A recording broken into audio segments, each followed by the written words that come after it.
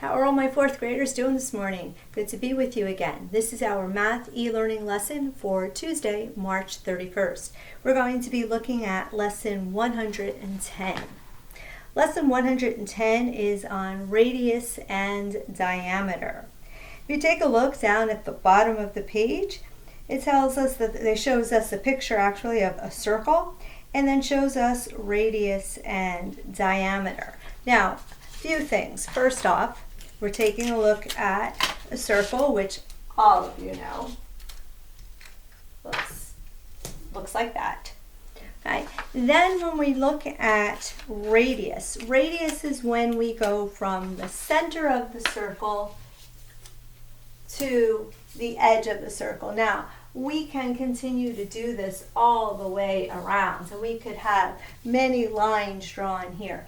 For the radius, you start at the center and you go to the edge of the circle. So at any point you can do that. This just happens to be where I've drawn. And then when we talk about diameter goes right through the center of the circle. Now again, I went in this direction horizontally. You could also go vertically, but it goes right through the center. Now on each of these I put a dot here right in the center so that you would know where the center was. So for radius, it goes from the center to the outer portion, and diameter, we're talking about going from one side of the circle through the center to the other side. Okay, now things to know about the relationship of radius to diameter. Radius is half of the diameter. So for example, here where we show the diameter, if I was to cover up this portion, you can look and see that this would be the radius from here to the edge of the circle, or from the center to the edge this way. Radius is half of the diameter.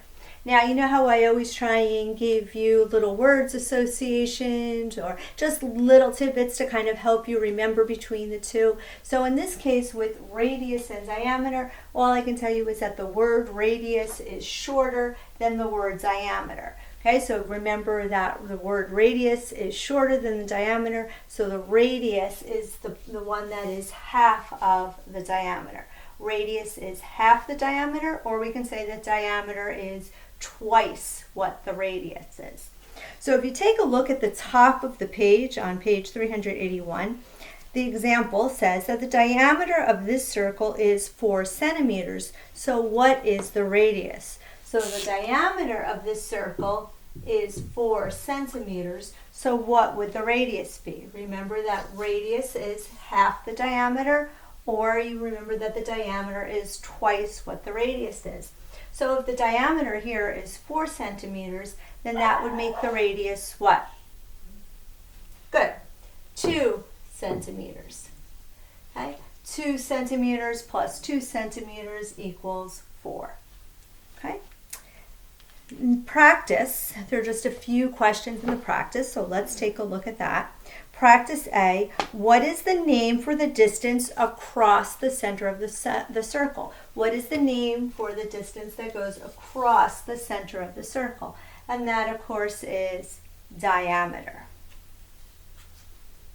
B, what is the name for the distance from the center to the outer part of the circle? So going from the center to the outer part of the circle, that is called radius.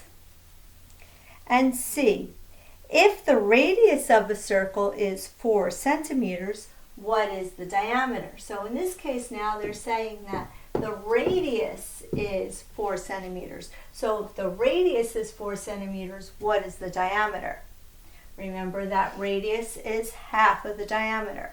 So if the radius is 4 centimeters, that means then that the diameter would be 8 centimeters. Okay?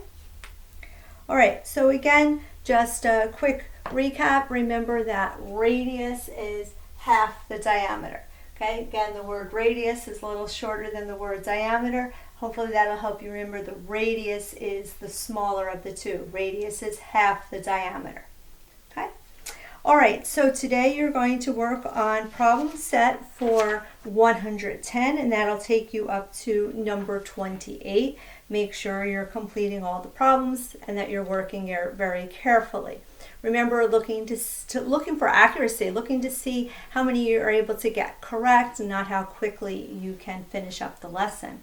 And also, if you have any questions, you need to reach out to me, you need some help, please make sure that you do that. I'm here to help you.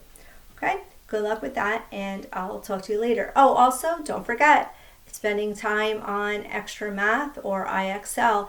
And remember, our goal is to move out of extra math and into IXL. Okay, good luck with that, and make sure you're spending about 20 to 30 minutes with it. Talk to you later.